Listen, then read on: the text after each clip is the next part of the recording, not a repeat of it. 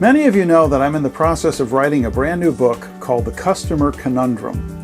It'll be available mid-October, so please keep an eye out for it. I'm sure that you'll really enjoy it and that it will greatly benefit you and your business. Today I want to talk about one particular chapter in the book, and the title of that chapter is Negotiating in the Customer-Centric Business.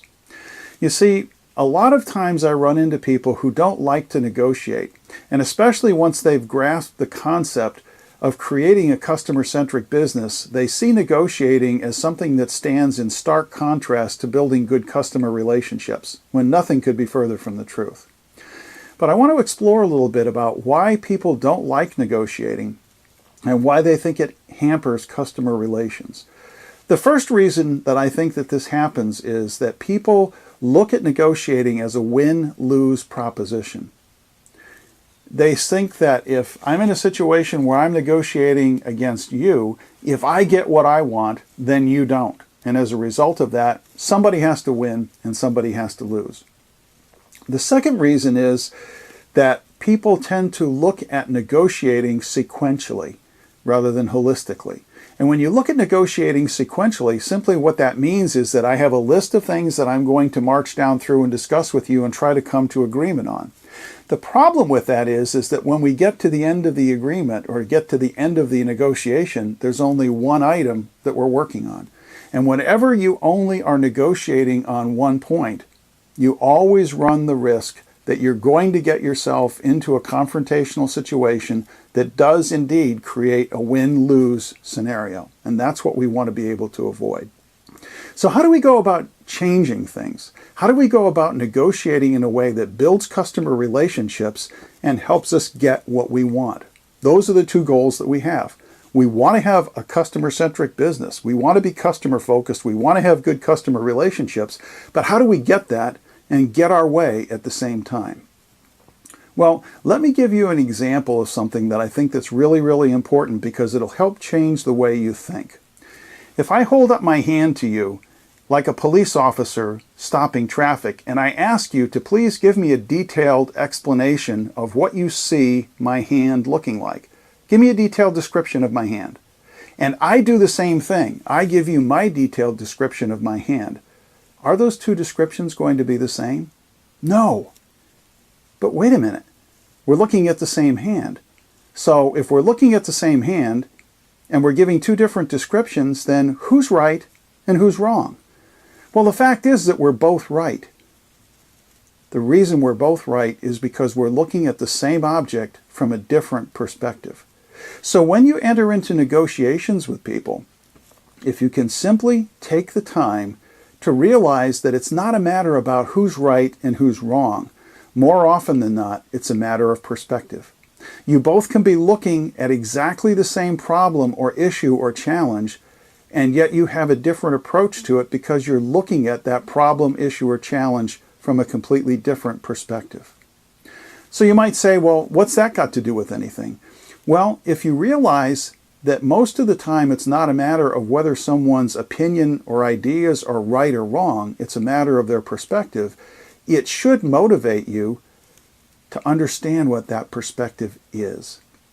Because if we can understand that perspective, and then if we can take it one step further, if we can find out what the person really wants from this negotiation and help them get it, then we have a much better chance of getting what it is that we want. Now that may sound kind of funny, but let me give you an example of exactly how something like this happens. Roger Dawson is one of the premier negotiators and negotiation teachers in the world. And Roger works a great deal with real estate investors. And he told the following story. There was a real estate investor in Seattle, Washington, who stumbled across a piece of property that would be ideal for building a mall. He put together a group of investors who were willing to back the project financially, put together a proposal, and approached the landowner with his offer.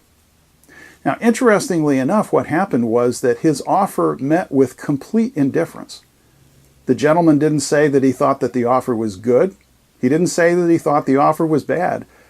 he just was indifferent to it and said, I really don't want to discuss an offer on the property at this point in time.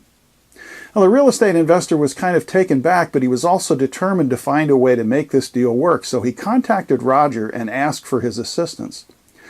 Roger's response was that he really didn't care about the property. What he wanted the investor to do was tell him about the man who owned the property.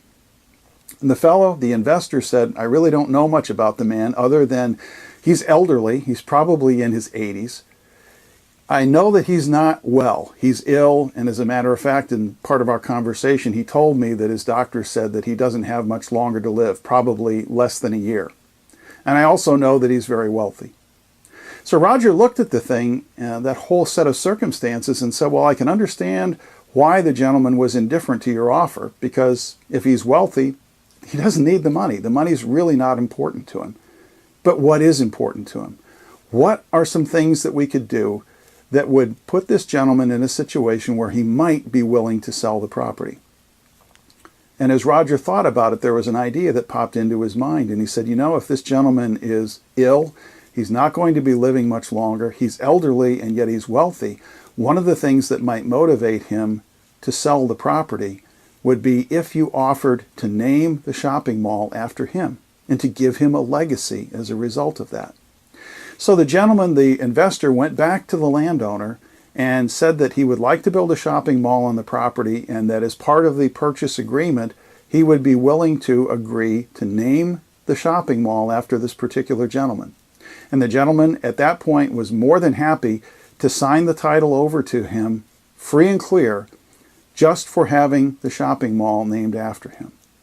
That's the power of getting around to the other side of the table and understanding what the other person wants. Well, how does that tie into the whole concept of customer service? Well, customer service is about building relationships with your customers. When you build a customer-focused business, you build a business that is focused on serving your customers. And part of serving your customers is knowing who they are, knowing their requirements, knowing what they want. So if you do that, and you do that effectively, then when you get to a point where you have to negotiate something with one of your customers, you should already have a pretty good idea of where he's coming from and exactly what it is that he wants. This is Gary Smith.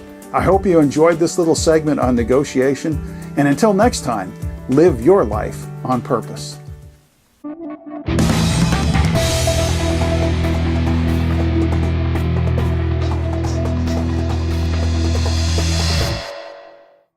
Copyright 2014 by Gary L. Smith and Optimum Performance Technologies, LLC. All rights reserved. For more information, visit optex.com.